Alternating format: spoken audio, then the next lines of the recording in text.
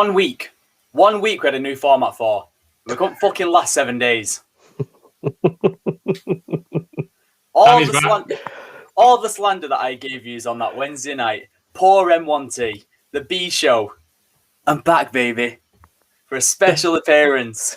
The fucking B show. How dare you? There's no show that has me and Dale on it that is the B show. Thank you very much. Hey, all right, we're a 1. You're a 1A. How's that? I'll take that. We'll take it. Good evening, everyone. Hope everyone is doing well. My name is Danny. I'm back for one night and one night only. Work commitments they've just messed up the whole week and it's only just started. So we're back doing what we do best. If you are joining us on Facebook, YouTube, or Twitter, subscribe to us. We are 4M1T. We're not live on Twitch at the moment, but we will be very soon. How are we doing, boys? We all right? Aye. Fresh off the back of a quite an entertaining final day of the Premier League yesterday. Oh, wow. Yeah, it was quite a good day yesterday. So plenty to talk about today. You got a decent game. Like Leeds and West Brom was a decent game. I had Wolves and United, and it was absolutely shite in the second half. Yeah, it was a decent game, to be fair. Well, plenty of attempts on goal. I think it was like 31 in the end. So it was it was good stuff. Insane, isn't it? I wasn't part of the afternoon, but major props to you boys, the Mad Sports Network. You know, everyone that's involved in there. It was a pretty fucking good event for the size of the channels and the reach that we've got. It was pretty fucking awesome. And if you've not seen what the boys did, it's all over YouTube. It's all over Twitch. It's reruns. By all means, go and watch. Crack open cold ones with everyone. Get involved. It was a bloody good time, wasn't it, lads? You can tell it went well because I'm hiding my face, my very hungover face, and I've got the old Hair of the Dog Malbec out. So it was a good day. It was a good day. That is what I like to hear. Boys, should we just get cracking in then? We're talking about end of the season. The Premier League is officially over. What a season it's been. It's been a brilliant season, hasn't it? Bizarre, definitely, but brilliant. We'll never see anything like it again. Not to paraphrase Martin Tyler and his famous Aguero moment. But strange season. Obviously, the fans weren't into the end of the season, and you could tell like it's just everything's gone topsy-turvy. You've had teams you just can't win away from home. You've had teams that just can't buy a win at home. You've had players who usually bang them in and banging impressive performances just go quiet. You've had other players just come from absolutely nowhere, aka Jesse Lingard. Managers outperforming, managers underperforming. Jose Mourinho becoming further and further away from being the special one. Yeah, it's been soft on it. Yeah, considering the lack of fans, I think we saw at the start of the season there was a mad it was crazy at the start of the season. The amount of goals that were flying in. Like I think back to Spurs beating us 6-1, Villa beating Liverpool 7-2. You know, we seem to have one game, at least one every weekend, where someone was banging 5-6 goals. Yeah. I think we said it was more like training matches for a season. But Dale, you watched the Leeds game yesterday, and I can imagine that the atmosphere at Ellen Road yesterday was absolutely banging. Oh yeah, and also there was obviously a couple of players. I think it was Hernandez and Berardi. I think were playing the final games for Leeds as well. Yeah. So obviously there was fans in there with the signs, the banners and stuff for them too. But just like I said, just to have sort of fans back in was just it's just a great lift, obviously for the home teams. And just going away from the Premier League, the Championship, the fans that were at Brentford for the playoff, I think that made a world of difference for them as well. Obviously having them there to overcome that sort of first leg defeat as well. But yeah, it goes to show, some teams, the fans do, drive the team. They are the 12th man, and brilliant to have them back. And hopefully we can, obviously the start of next season and through the Euros and stuff, we can obviously get more fans back in as well. Yeah, definitely. I mean, I don't know what the restrictions are. Is it full everything okay after the 21st of June? Like, are we going to see a full Wembley Stadium? Yeah, baby, we're Okay, back. now. We should be.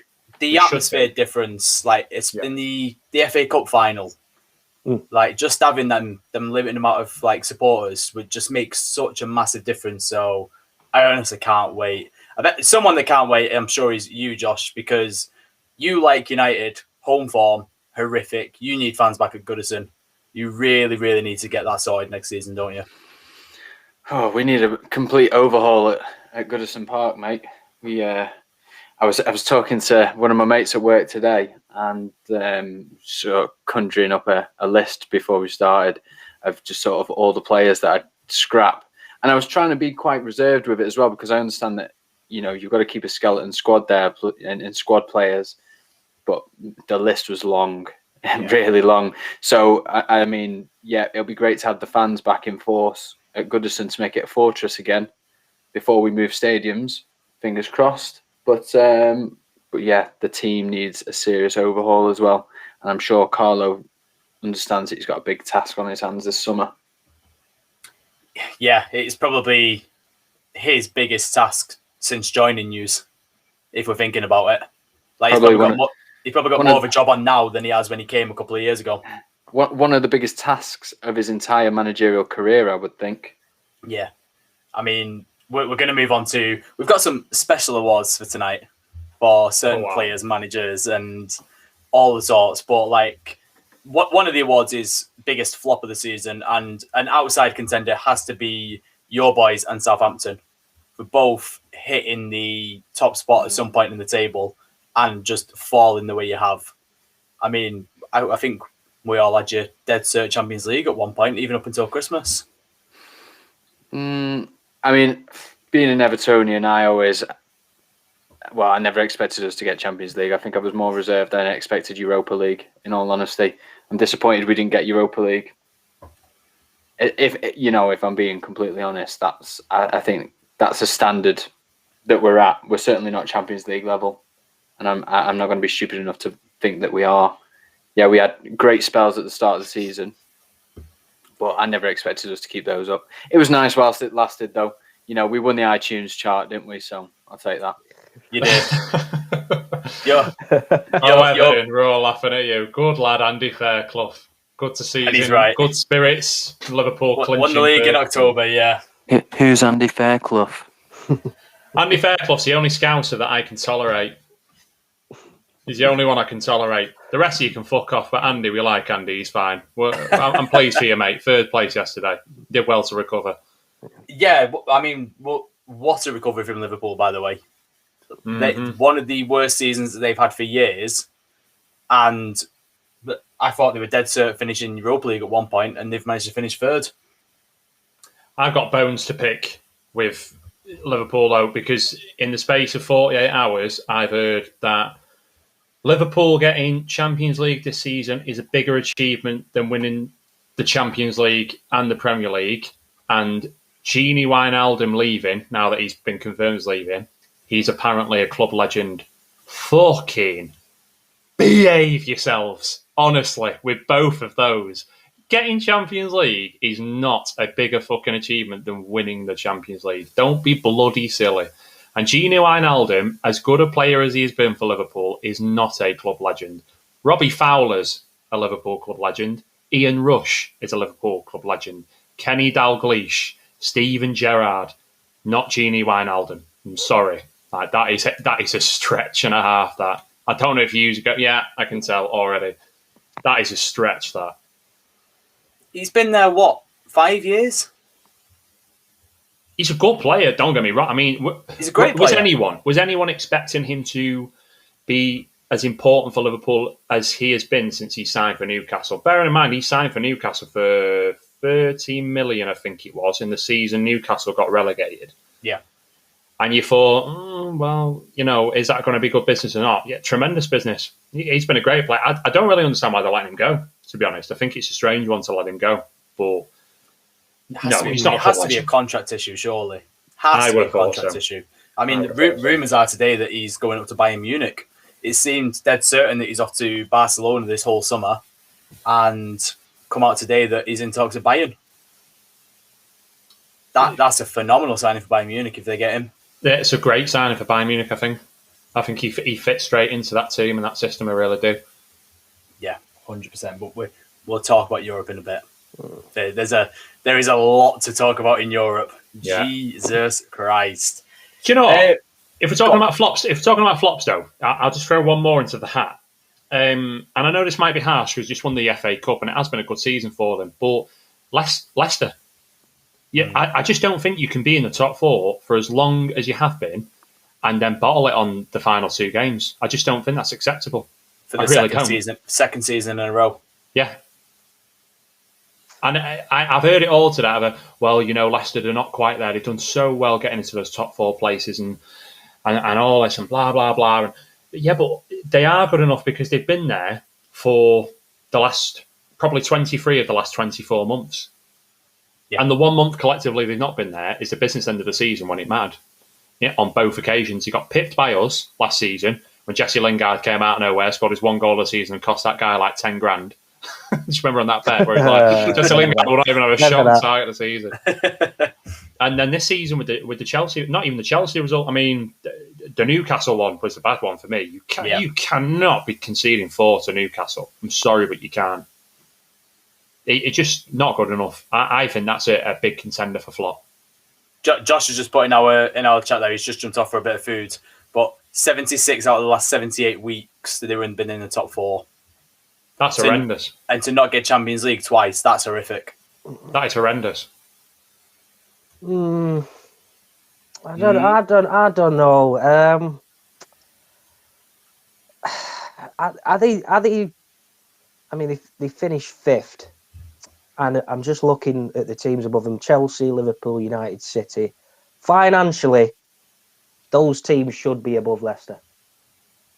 The financial power they have, the spending money they have,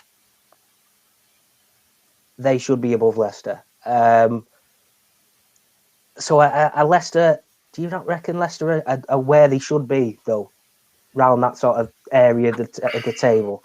Because you look at Leicester, they don't necessarily buy expensive players, but the players they do sell do go for quite a bit of money. You look at Chilwell, 50 million, Maguire touching 80 million.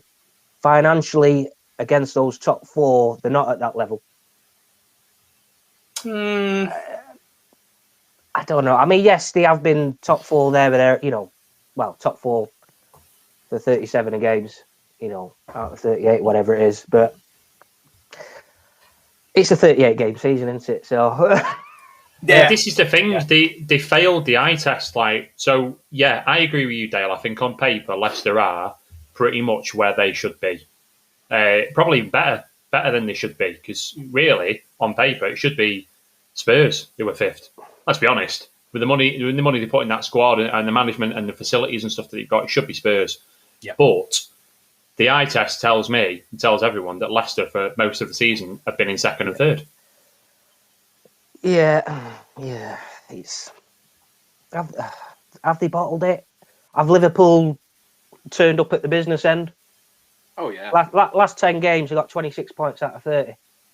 Ridiculous. For a business end of the season, they were chasing that top 4, and they've gone out and delivered pretty much week in, week out for the last 10 games. The thing about Liverpool is they've got that period of like where Klopp lost his wasn't it his mum, and Alisson lost his dad, and results weren't going their way, and I'm sure in the camp morale was rock bottom, and you got COVID on top of that, and I know that was for everybody, but when you've got parents passing away and what have you, like, morale's going to be low. But to turn it around the way that they have done, unbelievable achievement for Liverpool. It really is. Yeah, after what they've gone through this year. Yeah. No doubt. The Alisson header was a key moment. It really was a key moment. I mean, for him to, of all players, for him to pop up and do that, it's almost, there's no such thing as destiny, and you are where you deserve to be at the end of the day. But something like that happens, and you think you're destined. There would have been a feeling in that camp that they were destined to get top 4. True, but then I'm looking at Leicester's last few results.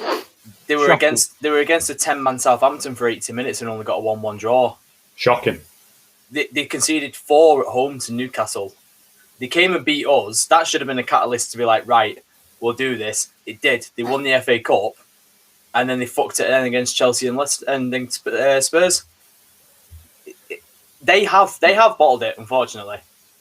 They have bottled it. The Southampton result is the key one. They get them 2 points, they finish in top 4. Not good enough. Dale's biting back here. Go on, mate. What do you No. want to say? You know, they were 2 tough games at the end there. Chelsea away, well, I say Spurs at all. That was tough, yeah. So it was. No, but did they go 2-1 up? Yeah, they did. And then they end up losing 4-2. But I think you're right. They beat us away from home, and you think, right, come on now. What do you need? Another a point or 2? The last few games, and you just think. But I don't know. Did they have the FA Cup as well on the mind at the time? And then they've obviously won that. Has that had a bit of an effect for the last couple of games as well? That's the question I'd like to ask a Leicester fan. Are you happy with your season? Are you happy with the FA Cup and Europa League? Yeah. Because for me, their squad isn't good enough for Champions League. Not yet, anyway. They drop straight out into the Europa League. So, do they want another stab at the Europa League? I mean, we saw them crash out to Slavia Prague. I think if you'd have done that at the start of the season, that would have been a really good season. But having been in the top 4 for all that time, imagine if it was us. If we'd have been in the top 4 all that time and then we dropped out of it, we would have been considered bottle jobs. Yeah, we were just trying to give everyone top 4 in the end. Leicester comes to Old Trafford. Do you want top 4? Oh, there you go. Liverpool, do you want top 4? Oh, here's 3 points. I cannot believe we finished second. Because we did the work already and stuff. A combination of 2 things. We got our points on the board early before everyone else did, and the away form. The away form was unbelievable. I mean, we went unbeaten away all season, which is a fucking achievement within itself. But how many of those games are wins?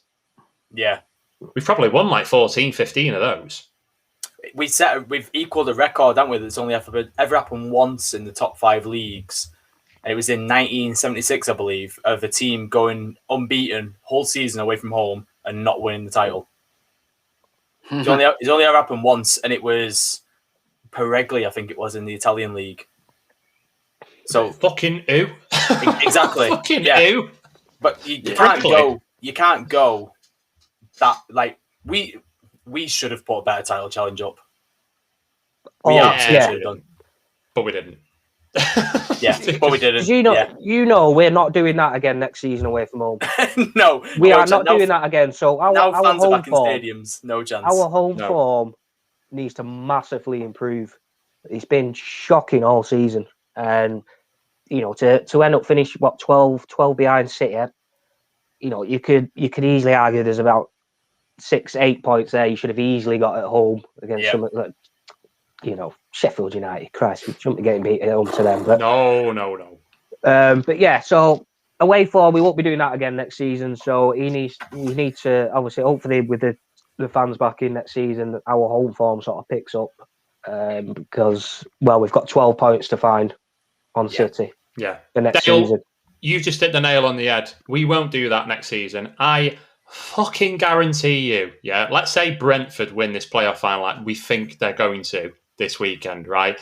Brentford will be our first away game of next season, and they'll fucking beat us. It's guaranteed, isn't it? It'll be 4-0. Maguire and Shaw just at each other again, like Spurs, a 6-1 at home. It'll be a fucking calamity. I can see it coming now. Right, so tell you what we'll do then, boys.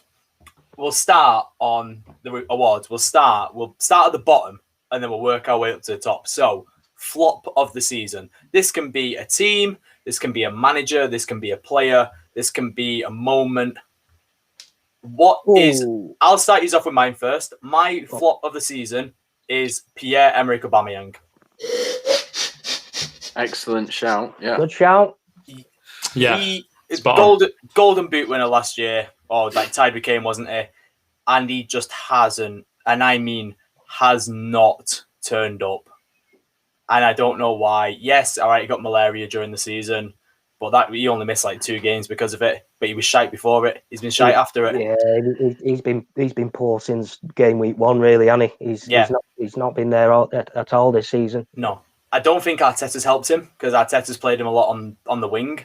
But when you base your game on drifting wide and cutting in, you should be able to do it. Really, I was this close to saying Gareth Bale.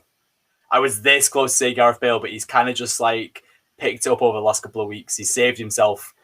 But yeah, Aubameyang, flop. Absolute flop. Yeah, hard to disagree with that. I don't think there has been a player in the Premier League who should have been on top form compared to where they were last season. But it's the Ozil thing again. You go giving him a mass contract like they do, like they like to do Arsenal, and then you get a really just, not a complacent player, but just a player who's like, I'm set. I'm good. Yeah. I'm comfortable. How old is he? 29, 30. I don't need to be putting in. How many goals he scored this season in the Premier League? 5, 6, maybe? Yeah. I don't know, because it's not that many, so I don't know. I don't know how you feel. How do you feel, lads? I can't top that, me. I'm going to go with that myself, Aubameyang. Yeah. Go on, Dale. I've got a player and a team, actually. My team is Southampton. Mm-hmm. I am massively disappointed in them, especially the way they finished last season, the way they started this season. I thought I was expecting better. I was expecting more, and I'm just looking at their form since Christmas. Bottom of the league. Bottom of the league, they would be if they Christmas. I don't know. I really don't know what's gone on there. You know, they started brightly. They finished last season well, and it's just gone from like 100 to 0 pretty quickly there. So something needs to change over the summer for them. Yeah. And my player is one of our own, Donny van der Beek. Flop of the season. I was expecting a lot more than for 45 million from him, and I've not seen absolutely anything. I know he's not. I know he's not had much of a run, but when he has played, again, I've still not seen much of him. No, you're right. It could be that first season and stuff, and he might improve for next season. But for the price tag, I was expecting more of an impact from him. Can't debate that. I think I'm going to go with Kai Havertz for Chelsea. Purely. Oh, good shout! Yeah, I didn't think of that. Good shout. I don't like that one. Well, you wouldn't, you little shit. But I just think, I mean, it was like £70 million plus add-ons, and I've just not seen anywhere near that value in player. And I know he had spells where he was out of the team. I know he had spells where he was injured. But, I mean, I expect a player to be made of solid gold or diamond even for that price tag, and indestructible for the full 12 months, no injuries, playing week in, week out, scoring goals for fun, tearing defences new explicits. And yeah, I tried keeping it family friendly there. Yeah, Why I just have you done that? Yeah. I don't know. I just think, mate. And they've spent a lot of money, and I've seen glimpses of class from Ziyech. I've seen workhorse efforts from Timo Werner. I know he's not scored enough goals compared to what we were used to in the Bundesliga, but I think that's yet to come from him. I'm seeing, he wants it. The hunger's there. He's just not quite clicked yet, but I think it will for him. But Kai Havertz, £70 million plus add-ons. So what's that going to go up to? 90, 100 when he hits a certain amount of appearances and goals, international appearances, what have you. But for me, I just think that's a lot of money for a player that I've not seen stand out. So I'm going to go for him. Fair. I considered Werner. I wanted to give the new boys a bit of slack. No. But yeah, no, you doing him and Dale doing Donny, that's completely fair. I have one more shout, and I think we're all thinking it, but no one wants to say it. VAR. as the biggest flop of the season. It's been Yes. absolutely atrocious, and it needs changing quickly. But we're not here to slander VAR. You know what? I just drop it. We had a go. It's not worked. Yeah. I'm happy to drop it. Yeah, It's not worked. I think we all are, but they've put that much money into it now. It's not going anywhere, unfortunately. Honorary shout as well, because I think we've just got so used to them being shit that we've forgotten how good they were last season. Sheffield United, atrocious. Yeah. You cannot be finishing 8th, doing as well as you did, and then come out with your performances this season. Bad, really bad. Wolves was considered for me. Wolves was the consideration for me. Again, I wanted to cut the slack because of Raul Jimenez. Yeah, I think we'll see a different Wolves next season. If they buy a couple of players in, they definitely need to bring just a bit more depth to that squad. A few numbers. With Nuno gone, that might be difficult. Yeah, I think so. They've lost pulling power there, haven't they? I don't know. You were going to say it there, Dale. Go on. I think they might struggle. I do. Obviously, the manager going, big influence. Obviously, they lost Jota, Jimenez. A lot of goals there at this. I'd say at the start of the season. Defensively, they haven't been the same. I think whoever comes in's got a bit of a job on there. To be honest, I think there might be a bit of work that needs doing. I think they'll have a job trying to fend teams off, trying to buy their, the remaining star players they've got. Yeah. That'll be the biggest job at the beginning, because there are, like Neto, somebody's going to come in for him, aren't they? 100%. Yeah. Here's my shout, and you can hold me to this. We'll play this back at this point next season. I think Wolves are going down next season. Yeah, you could be right, mate. You could be right. After seeing what's happened this season, if Raul doesn't come back the same, you never know. I think Sancho is the heartbeat of that club, and him going is a bigger blow than any player that they could possibly lose. We haven't had a chance to speak about Nuno leaving because of when it fell. Does anyone even know why? Is it a contract issue? Is it not being backed by the board? And do we think he's a dead cert to go to Spurs? Well, I think he left because he needs to learn enough English to learn how to reject Tottenham Hotspur. So that's my theory. Over to you, Josh. I know you're about to say something then. I just cut right across, mate. I apologise. No. I mean, he must be in contention for that Spurs job now. You could see him in that position, couldn't you? Yeah. It's a step up from Wolves. Not much of a step up. But for me, the club infrastructure and everything that they've got going on at Tottenham is much bigger. Much bigger than Wolves. Yeah. They've not got the history of Wolves, but they're a bigger club than Wolves currently, financially. Yeah. So, he'll have funds. Will he take a couple of the lads from Wolves? Could you see Neto going over to Spurs if he did get the job? 100%. You know what I mean? I'm not entirely sure how well Wolves are going to do, though, mate. Going back to what you said, Collins, I could quite easily see them going down, and I think your prediction could come true. All depends on how well a job this manager does, really, doesn't it? It's because he's got a big job on his hands.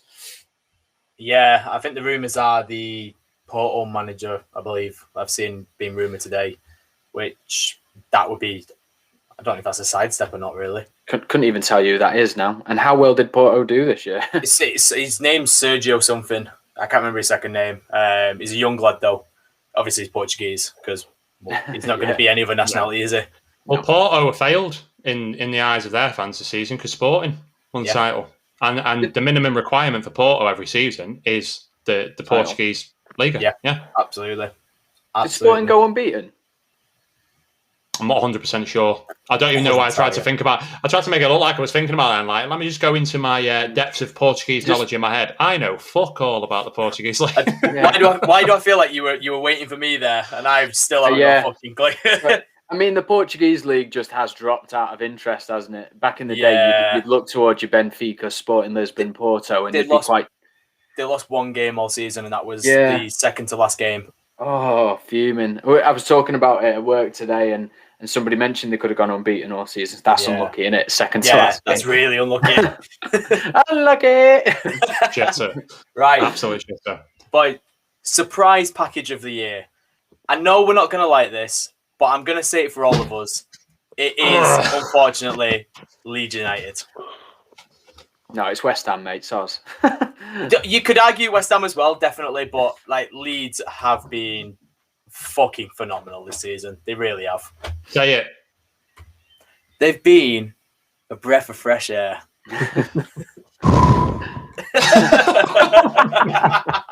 Was that Merlot I could smell then? Hints of Malbec. I've been well impressed with them. The football, the pressing, the fans, apart from abusing, Laura Woods or whichever one it was, like them lots of pricks. But Bielsa has been incredible. The only thing I want from him now is I want him to speak English. I want to hear him in press conferences. I think you've been in England long enough now to do it. I remember Pochettino doing it all the way at Southampton, and then when he went to Spurs, he spoke English in his first press conference. Like, very, very strange, but no. Them, and in particular, I'm going to pick one player out in particular. Stuart Dallas has been outstanding. Like, you couldn't ask for a player to do a job in any position on the pitch better than he's done this season. I think he's been really, really good.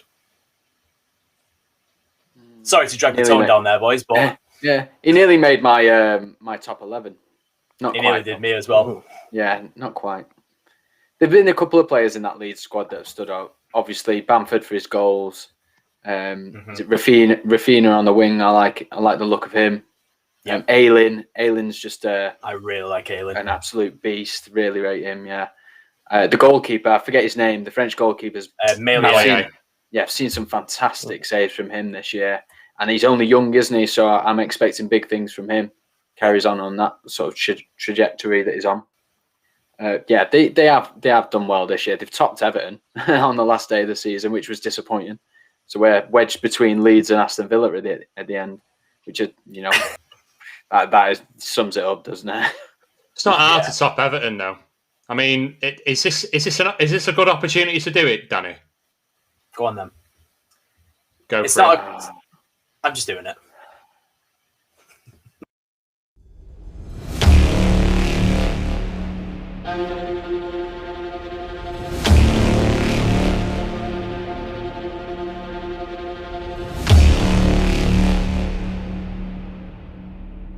What on earth was that? One of the newest segments in the 4M12 family. What on earth was that? Josh, your opportunity to speak your mind about Everton Football Club. Now, go for it, mate. I was going to say, do you want to save this to a point like when we do a full team review and we can really, really lay in? Because we're doing awards, and I don't think Everton deserve any awards at the moment. We've already skipped over. There, he's gone.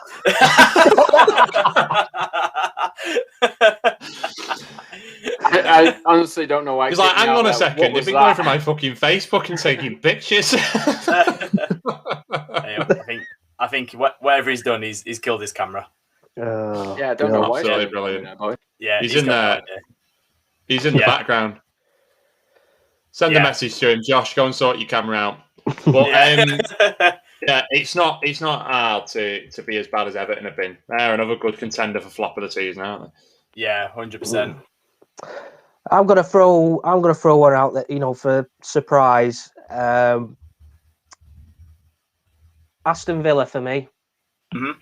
After, I could easily say West Ham, but I think Josh was going to say West Ham anyway. But Aston Villa, they obviously survived pretty much last game of the season, was it last year? And I know they've had a bit of a tough sort of ending to the season. They've probably just slipped down a few places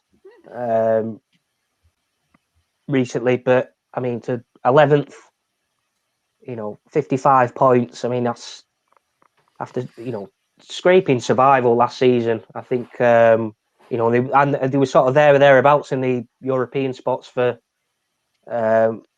probably till around Christmas, I think. I said they've had a bit of the Grealish injury. Yeah, I said they've had not the best ending to the season, in terms of results and stuff. obviously they've had Grealish out and that as well. But I mean, they've done well there. 55 points, comfortably in 11th. I think given what happened last season, I think they've done quite well. I think that's a fair shout. It's a very fair shout. Any opposing views, Chris? Yeah, you know what? I'm going to be controversial. And we just to back up your point there, Dale, we've just had a comment off Jack Legend. Ollie Watkins, get him on the train. Actually, I'm not 100% sure about that. But mind you, he's not a bad option to have for the Euros, is he? No. He's had a very good season. Yeah. Very good season. Even to just put himself in contention for it is impressive, because we've got a very strong... can't speak. A very strong squad. we are very... was that? We are very squong. I was going to say, I'm going to be controversial here. Newcastle United. Ooh. All I have heard all season, right, and I know I'm going to get backlash off this, but all I have heard all season is Newcastle are shit. They're going down, relegation favourite. Steve Bruce is doing a shit job and all the rest of it. And then you look at the end of the season and they're 12th. They're literally the best of the bottom. Fair enough, they're at the bottom of the table still. They're still sticking around there. And they were in a bit of a relegation fight for a while they had a lot of players out and things weren't looking good. But they're literally the best of the bottom of the table. Yeah. Villa were one place above them in 11th. And yeah, I get there was a bit of a points gap, but Villa being above them, I don't think that's a bad thing to say at all, because Villa at one point were in contention for European places. Like Dale was just talking about a second ago, they've had a very good season. So what's the problem? I don't know what Newcastle fans want from Steve Bruce. Some say they want them to be higher up the table. Well, you've just not got the squad to do it, and Mike Ashley is the problem. We want to play better football. It's a bit hard when half your good players, St. Maximum, Callum Wilson, you've had defensive injuries all season on and off. I don't know. What is it? What do Newcastle fans want? Someone tell me what Newcastle fans want. I really don't know what they want and what they expect. I think 12th is a very, very good season for them, considering. Why can't they do that all season? They seem to have turned up, fair play. They've turned up at, the business end and got themselves out of the shit. But why were they in the shit anyway? If they can do it, if they can do it for like the last 5-10 games, what's stopping them from doing it for, a solid 20-25? I would say all season is going to, there's going to be ups and downs, isn't there? But I think it's the injuries. I think if you lose Wilson and St. Maximum especially, it hurts. That is going to hurt. I think that comment says a lot as well. Joe Willock coming in. Joe Willock has been immense since he went to Newcastle, and I bet they are absolutely gagging for him to sign permanently. I hope he does. Yeah, I hope it'll be great for him. He won't splash the cash on him, will he? No. Notorious for it. And there's what they want. They want a new owner. Yeah, that's the problem. That's the problem. They need to get rid of Mike. I mean, it's the same old story with every fucking club. We were just speaking about the European Super League and stuff recently. We were speaking about it again yesterday. Owners is ruining football clubs, and Mike Ashley is no exception. Yeah, agreed. Right, we're moving on. We're going to get some good stuff in now. Manager of the year. David Moyes. Yeah, David Moyes for me. Next. Done. We'll go off the FA rulings. Young Player of the Year. What's the FA rulings? On 23 and under. Fucking cop out, that, innit? Yeah. Or should we make our own? Should we make it 21 and under? 16 and under. AKA get rid of Ruben Diaz. How old's Ruben Diaz? 23. Oh, you can't have him as Young Player of the Year. No. Oh, there's a couple for this. It's got to be. You know what? I'll make it easy for you. Phil Foden. Yeah, it's got to be Phil Foden. Yeah. Has to be. Yeah, I mean there are other players, young players that have been brilliant this year, but that guy is another level. He could, and Mika Richards said it on Sky. He could be as good as he wants to be. He could reach the heights of, Messi's, Ronaldo's, more Ronaldo, because he'll obviously have to work really hard like Ronaldo did to get to that height, but he's got all the potential there, I think, and natural ability. Agreed. Jack's comment there, Bielsa and Vishal, yeah, we did kind of just brush over manager there because I think we're all in agreement with David Moyes. Bielsa definitely had a fantastic season. You could argue Pep Guardiola is to a certain point because of where City were before they signed Ruben Diaz, and even Klopp as well to get Liverpool's recovery in. Ollie, we were never expected to finish second, and we've done it comfortably. Tuchel, his turnaround job at Chelsea. There's been some really, really good managerial performances for me. Jose. Yeah. Getting out while he could. Yeah. But for me, when I look at a manager of the year, I'm thinking, have you got your team above where it should be? That's why for me last year it was Chris Wilder. Yeah. Oh yeah, 100%. And that's why for me this year is David Moyes, like hands down. Yes, all right, Leeds probably shouldn't be where they were, but Leeds didn't get European football, and they've already had one award. I can't give them anything else. I just can't do it. No. I'll leave the fucking podcast if you do. I could, but I really, really don't want to. Right. Player of the year. Yeah, I think he was already awarded it, wasn't he? So I'm going to just stick with Diaz. Yeah, that's the same for me. Luke Shaw. I said it in the group before, and I knew it was controversial. But I'm telling you now, what a player he's been this season.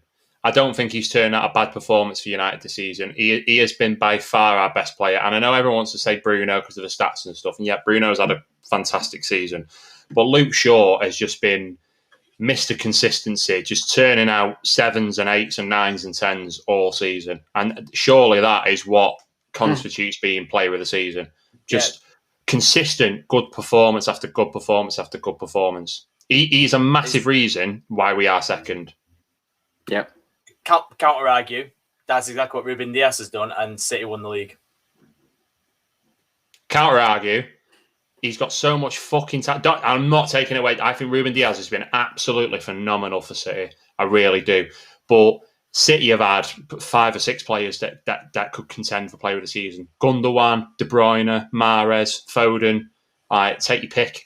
They've all been incredible. John Stones looks like he looks like Paolo fucking Maldini next to Ruben Diaz. Ederson's had a great season. Cancelo he has been phenomenal. Fullback, either side, right back and left back. How many fullbacks do you know that are as adept at playing one side as they are the other? Unreal. You know what, Collins? You know what, mate? You mentioned it there. You said Stones has become a different player because of Diaz next to him. Yeah. But Shaw has not made Maguire a better player, I don't think. Because Maguire is just average.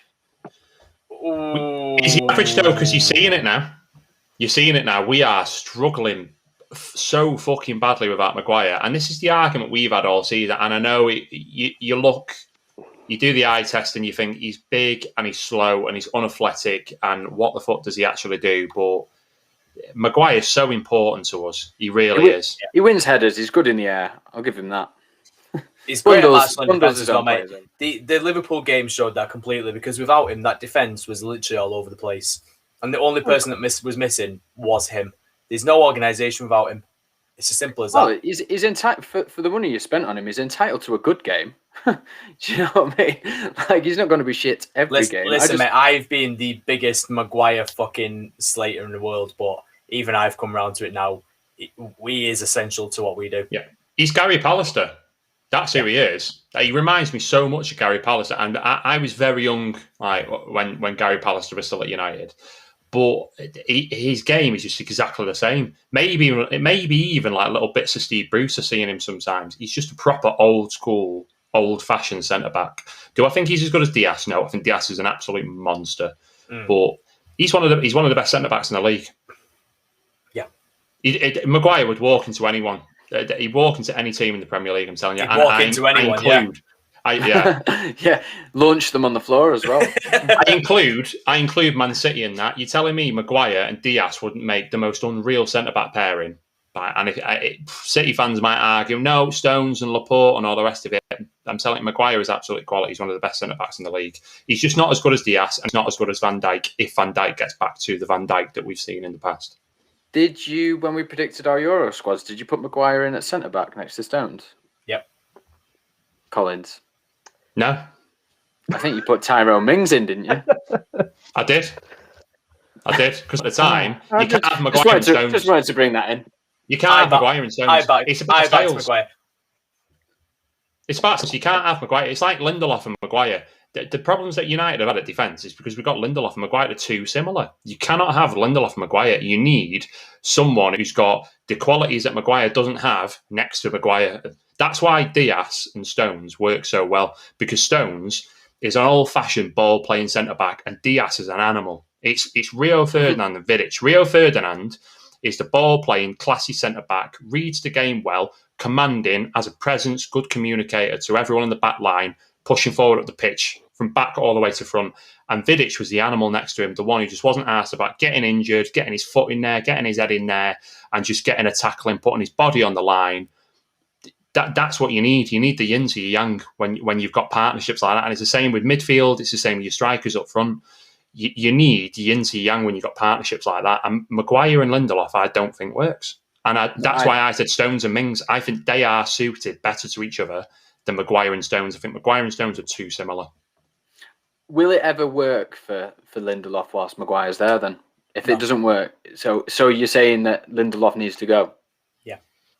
Not necessarily. I think we need 4 good centre-backs at the club, just like anyone needs 4. City have got Laporte, they've got Stones, and they've got Diaz. And I know that's only 3, but Pep's keeping that squad happy.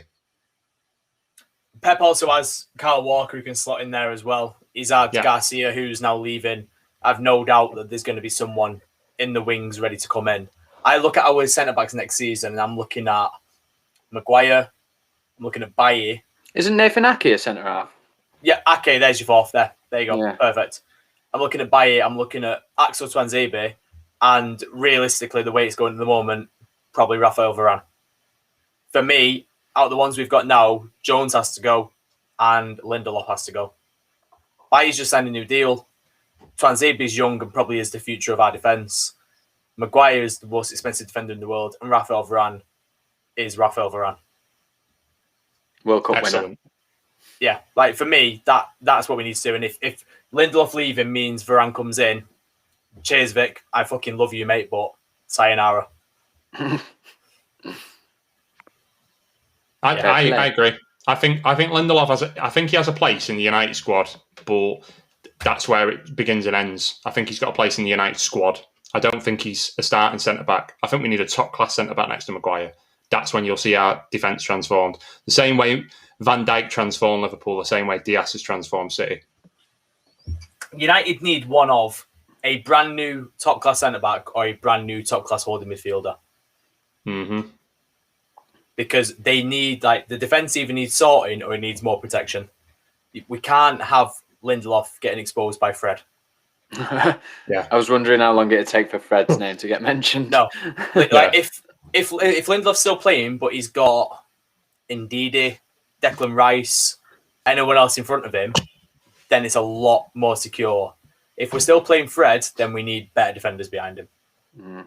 It's the same with Everton, though. Like, you look at Keane, and I think Keane's a really good centre-back, but everyone from the outside looking in, he's cumbersome, he's clumsy, he's slow. If you had a better centre-back than Yerry Mina next to Keane, could you imagine? It transformed that whole defence. I know, yeah. I've wanted to really, really like Yerry Mina. Yeah. I really have.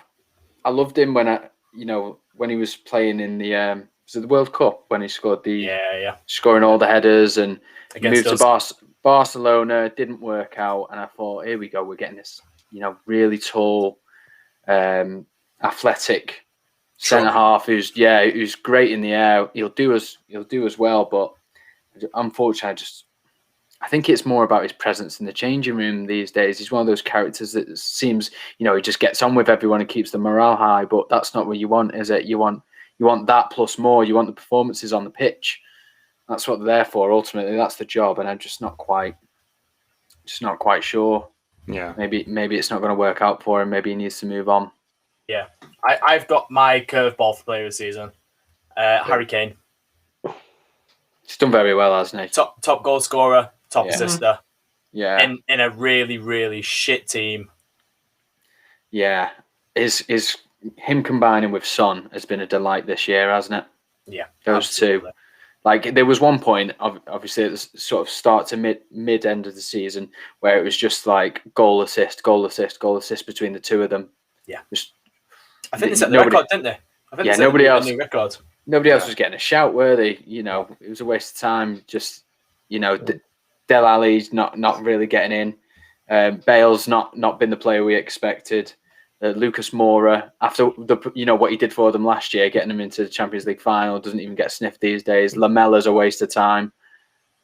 All those players, it's just those two that run the show there. And if they ultimately lose Kane, will Son stay? We've touched upon it before, but would he? He'll become the main man maybe, but he'll lose his partner. So yeah, exactly. Right. Go on, Del. Sorry, I was just quickly going to say. I mean, the Kane-Son partnership, 40 goals they got in the league this year. Tottenham scored. Shite Spurs team. Tottenham scored 68, and they got 40 of them. That's insane. Do you know what? That's ridiculous. If you want to throw Gareth Bale in there, he got 11. The guy's not even been playing. He's got 11. That's 51 goals out of the 68 by them three. That's insane. Two of them are, Bale's not coming back. Kane's gone in the summer. That's a lot of goals they're going to miss. Son, if Kane goes, is Son going to be happy? Probably not. Would he look to move as well? If I tell you what, if them two go for Spurs. I'm telling you, boys, he's going to Bayern Munich. I've been calling this for the last few months now. Son to Bayern Munich. Get on Sky Bet. Stick a $5 on it. It's coming in. I'm thinking more along the lines of putting a $5 on Wolves to get relegated next year after that shout. Yeah. All I can say is good luck, Nuno, at the fucking Spurs job. Yeah. Right. We've got our teams of the season here, boys. I'm going to rattle through them dead quick. I'm assuming we're all being managed by David Moyes, yeah? Yeah. Yeah, perfect. No, right. Pep Guardiola for me, sorry. Pep Guardiola. I believe this is yours, Collins, isn't it? It is indeed. Yeah. So we're going to 4-2-3-1. Emi Martinez, Cancelo, Diaz, Maguire, Shaw, Ndidi, Rice, Holding, Lingard, Bruno, Gundogan, and Kane. It's quite a marauding front three behind Kane, that, which is why I've gone for extra protection in front of Rice and Ndidi. Now, that makes me hypocritical because we were talking about England before in the group, and I was telling Lee that if we play two holding midfielders in front of our defence this summer, I'm literally going to fucking cry. But I've gone and done it in my team of the season. Shaw doesn't take any explanation. Maguire and Diaz, again, from what I said before. Cancelo's been the best fullback in the league, not named Luke Shaw for me this season.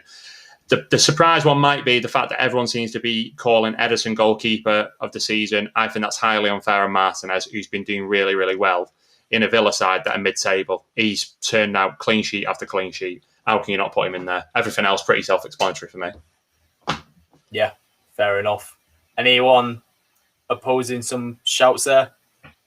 No.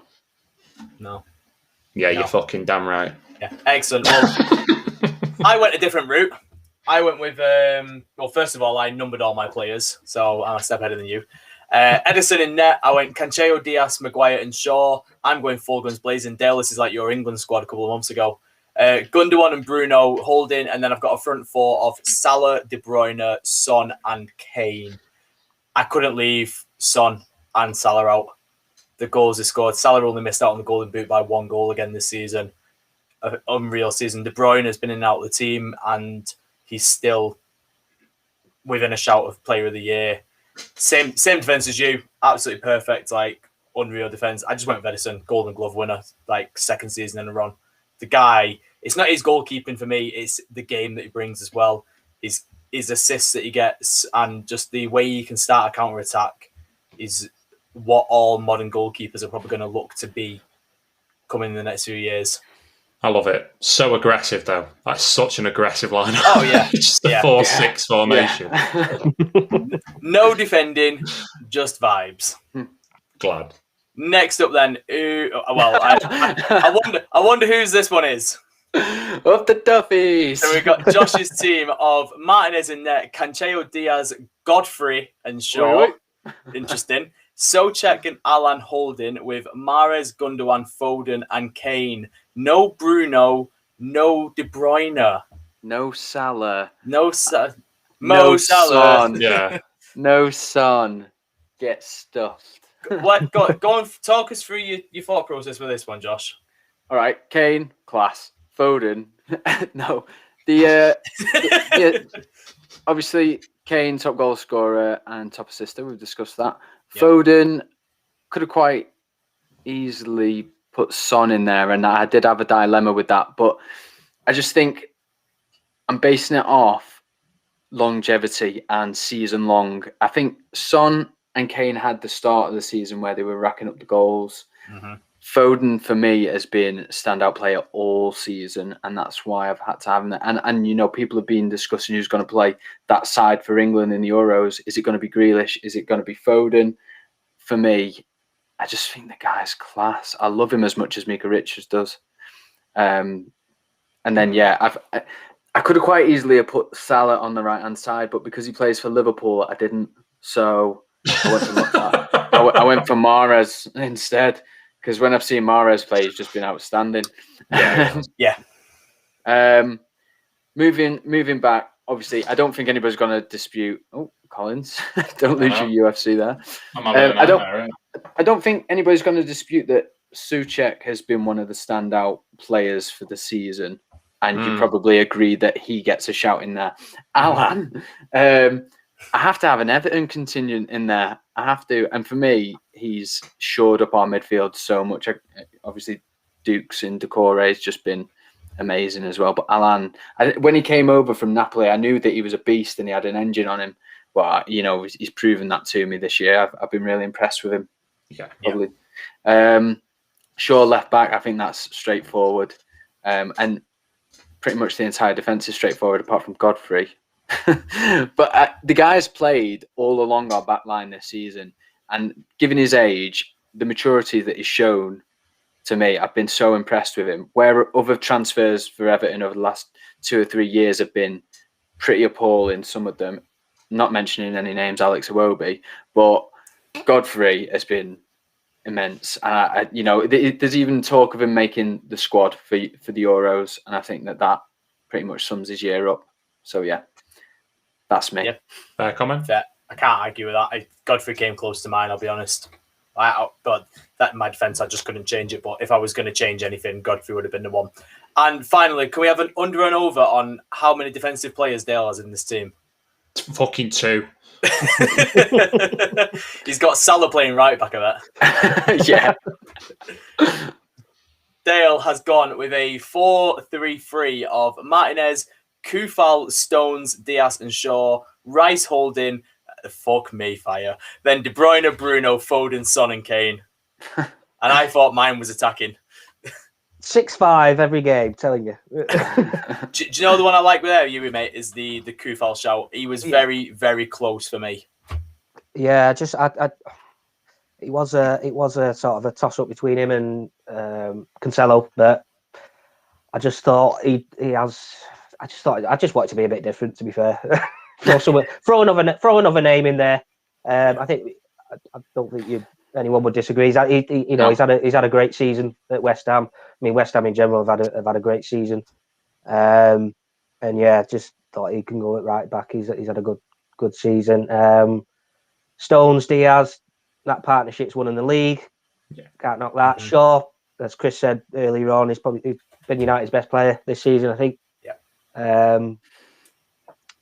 He's had a worldie of a season. Rice, again, solid for West Ham. And then Foden, it was between obviously him and Salah, but I just thought who's had a bit more of an impact for their team this year, and I thought Foden has stepped up.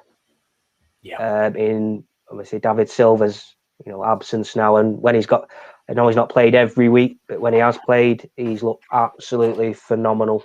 Mm-hmm. Some of the performances he's put in the league, all the cups, he's just been outstanding. And obviously the partnership with Son and Kane up front, on the left and up front as well. So, yeah. I had the issue with just putting Foden in because he's only started 17 games this season in the league. Yeah, I know. that's the thing. But I just thought when he has played, he's been absolutely ridiculous. It makes you wonder why it's only 17, doesn't it?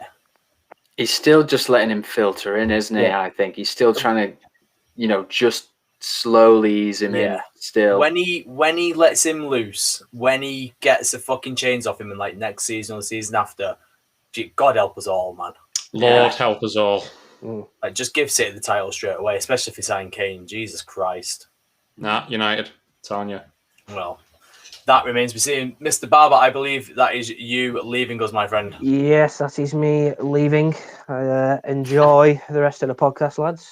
Yeah, thank you very much for joining us, mate, and we will catch you on the next one, mate. Catch up with you later. All right, adios. Adios, my friend. Yeah. Dale's dickhead of the week because he's missing his own segment. Excellent work. Right, Collins, you're going to want me to play this, aren't you? Do it. Our another newest segment of the show.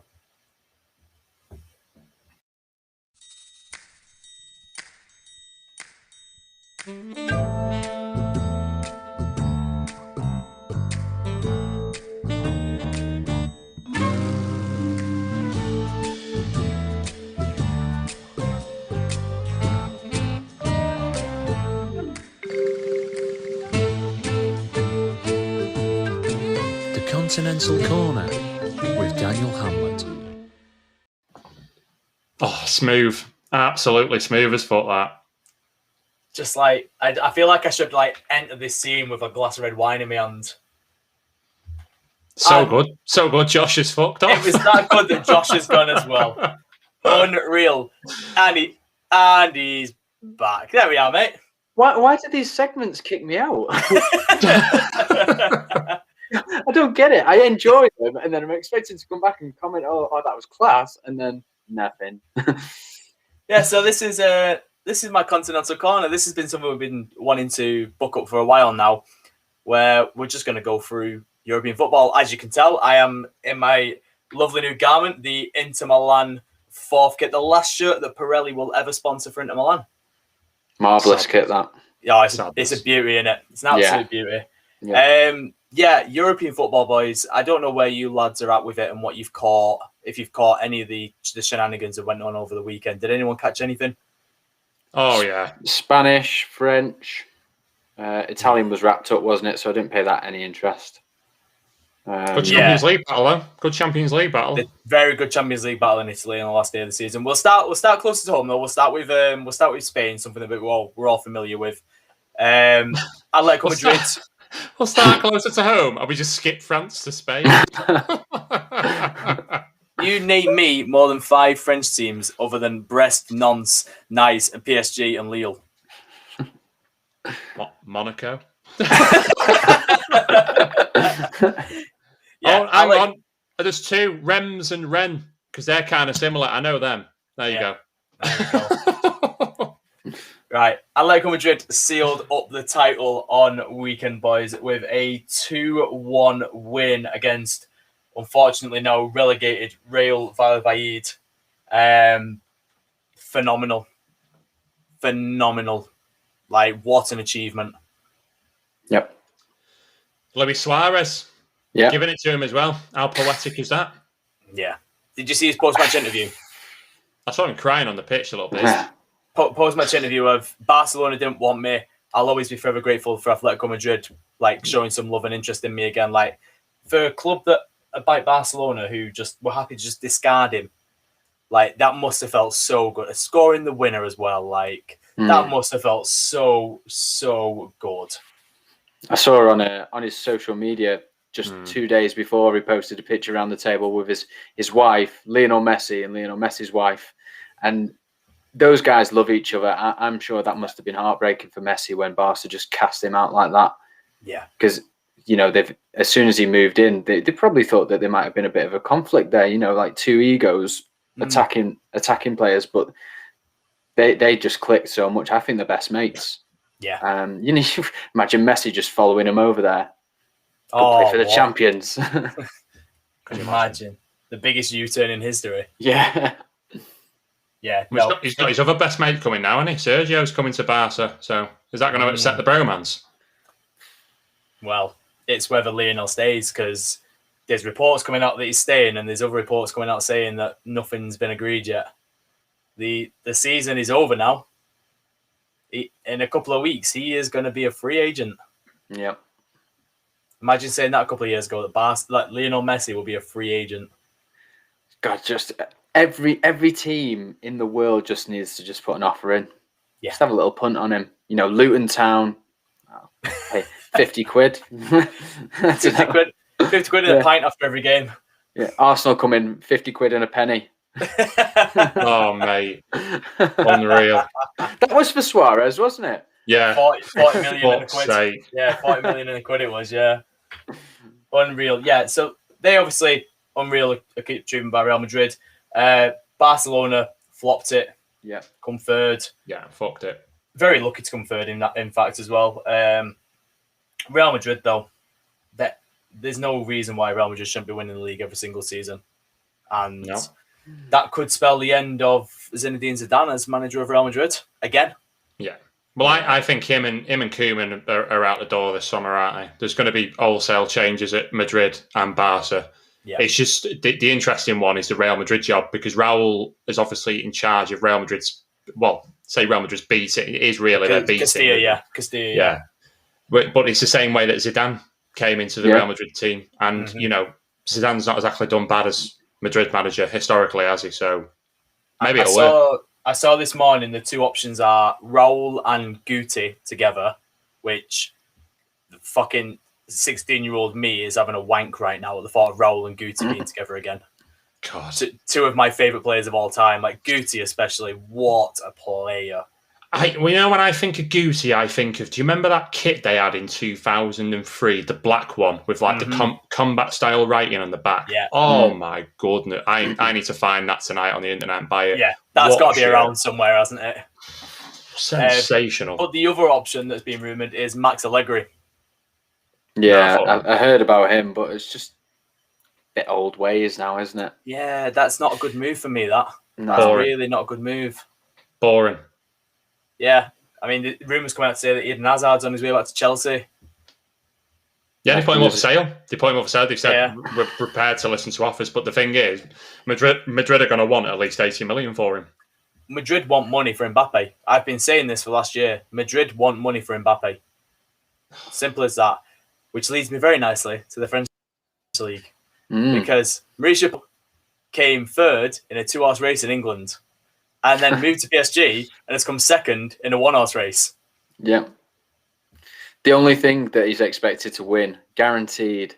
Like if you're a gambling man and you put money on PSG, every game they're like 12-1 on. There's no money in them because they're that guaranteed to win. And I'm sure it's with the title as well. And they bottled it. Yeah, like full massive congratulations to Lille. 4th ever Liga title.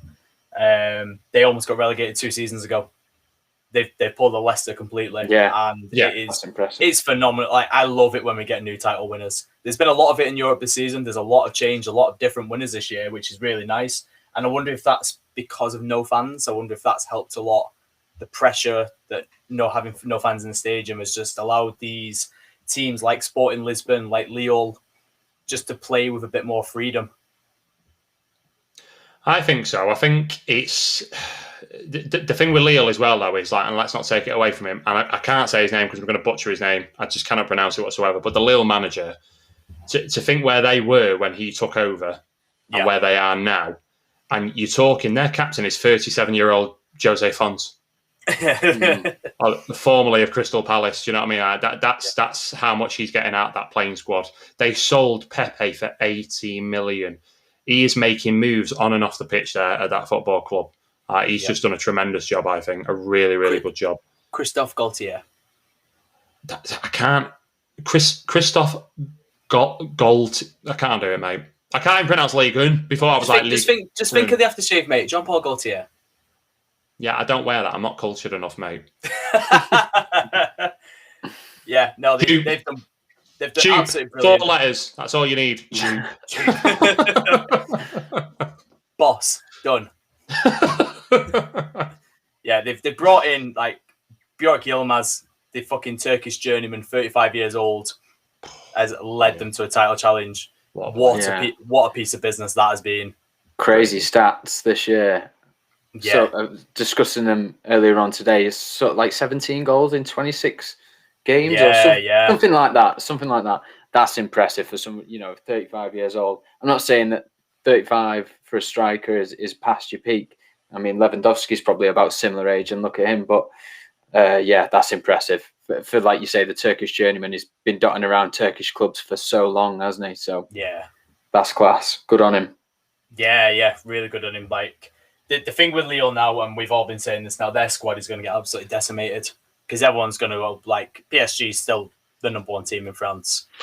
The team's going to get decimated. It's already started. You've got Soumani going to Leicester. You've got Mainan going to AC Milan. Like the team has already started to be decimated, so it does look like it could be a one and done. But if it is, what a job! What a job! Enjoy it whilst you can to the fans. It's like Leicester in it. Lille, it's exactly the same. You made the comparison before. Lille won the title, and they are starting to get picked apart now. And Leicester was the same. They won the title. Mahrez went, and it all started to go downhill from there. Can't say. Yeah, absolutely. So what next for PSG? Because obviously, like you said, Josh, one thing that they're expected to win, and at Pochettino's first attempt, he's failed. Yeah, I just keep him on, give him next year. Yeah. Let's see what the transfer window holds for him, because he's got to have his stamp on the team. He's probably going to lose a couple of players. People constantly talk about Neymar moving, going back to Barca, all this. Mbappe to Real Madrid. He's got to bring his own players in and do his own thing, I think.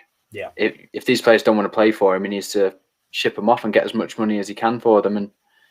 And then next year we'll see Pochettino's PSG, I think. Yeah. Yeah, I agree. One final league I want us to speak about is obviously the Italian league as well. The German league kind of wraps itself up nicely on the weekend. Wolfsburg back in the Champions League. Phenomenal achievement. Yeah, really, really good. They finished third in the end, I think it was. Fuck it. I know fourth they finished, but even so, like pushed all the way by Frankfurt, who just fell at the last hurdle. Dortmund just about go over the line. But yeah, Wolfsburg back in the Champions League. Brilliant. It's been a long time since we had Wolfsburg and I can't remember the last time we had Wolfsburg in Champions League. No, me neither. It's been that long. So yeah, that's going to be not since the days of Kevin Karagny, maybe. Was it Kevin Karagny? No. Yeah. Wolfsburg back in the day? I believe so. Was it Wolfsburg? It was either them or Bremen. I can't remember which one it was. I always get confused between them and Bremen. Was he the one with the goatee? Yeah. And the long hair? Yeah. I want to say Stuttgart. He was at Stuttgart at one point. He was at Stuttgart at one point, yeah. I'm not sure if he went on to Wolfsburg or Bremen or if he was there beforehand. Bremen had a class side back in the day. Remember like Naldo and players like that? Oh, yeah. Naldo, the Brazilian. Yeah. It's a great comment from Tim. Surprised it worked out for Suarez. Spot. He bit enough more than they can chew with that move. Brilliant. Pun intended. Fantastic. Well done, mate. Yeah. Love that, Tim. Yeah. Well done, mate. Jack's talking about the championship again, mate. Jack, if you stay there, then we'll never talk about the championship again. That's the only reason we're going to talk about it. Jack's a Brentford fan. And if you're tuning in on Wednesday, mate, we'll be talking all about the playoff final, so don't you worry. Yeah, boy. Swans are going to win. What? But yeah, like Italian football, just to finish off, massive like race to the top four. In the end, Juventus just scraped over the line. For a team that has dominated for the last 10 years and has Cristiano Ronaldo in it, that is poor. Did they win the Italian Cup? They did. Yeah, so that was their only saving grace for this season then, was it? Yeah, it was. That's disappointing. Interestingly enough, the manager Pirlo dropped to Ronaldo for the final game of the season. It was a must-win game and he dropped to Ronaldo. Ooh. I like that, though. I like that. Nobody's bigger than the club. No. If you're looking, if you've got 1 foot out of the door, fine. I'll drop you. Doesn't matter. Where does he go though? Where does he go? Do you know what though? And we've seen Messi's been dropped for a couple of games this season with Barcelona, but The leading scorer in La Liga is Lionel Messi this season. The leading scorer in Serie A is Ronaldo. So play your best fucking players. Eh? Yeah. They're both bigger than the managers. Let's face it. Yeah. Oh, of course they are. They are football. The fans would choose Ronaldo or Messi over both of their respective managers, hands down, all day. Yeah. I mean, especially with Koeman. Yeah, well, yeah, 100%. No brainer. So Juventus getting in. Atalanta finishing third again. Mate, they're a great team. They are. Love watching them. Really do, and like you said, Collins, really do enjoy watching them because they're just so attacking minded. It's always goal fest. They're what Leicester should be aiming to be like. Yeah, just getting over the line. Interestingly enough, the English Serie A and the Spanish League all had first and second from the same city: Madrid, Manchester, and Milan. It's nice to see the Milans fighting at the top again because that was our childhood, wasn't it? Watching the Milans just dominate Italian football. Yeah. So it's good to see them back. Absolutely. Oh yeah, hopefully they push on now, start getting a bit of a footing in European football again. Yeah, that would be good. Well, Inter Milan are now going to have the massive struggle of the Suning group not giving them any money. They're already looking at cuts straight away, so Inter Milan's reign at the top could be short-lived. Shame. So he said ownership in football again. Yeah. Just ruining something good. And on that note, we are going to call it there, boys. So like I just said to Jack then, please join us on Wednesday for a very special edition where we are going to review the Europa League final, the Champions League final, and preview. Not like we tweeted out earlier when we got it wrong, Chris. Can't get everything right, mate. Can't get everything right. Yeah. We're previewing Europa League, Champions League, and playoff final. 3 absolutely massive games. 3 of the biggest games of the season, let's be honest. So Yes, Jack. Yes, Legend. Jack. Yes. Up the Swans. In that case, guys, I'm going to give us a quick plug. Follow us at We4M1T on YouTube, Facebook, Twitter, and Instagram. If you do search us on YouTube, just search for Manx One Toffee. We're still on the old branding. We're still working on getting that name changed. YouTube, just let us do it, please, lads. Come on. We're not asking for much. It'd be fucking nice, wouldn't it? Yes, it would. And from myself, Danny, Chris, and Josh, good night, everyone. Good night. Peace.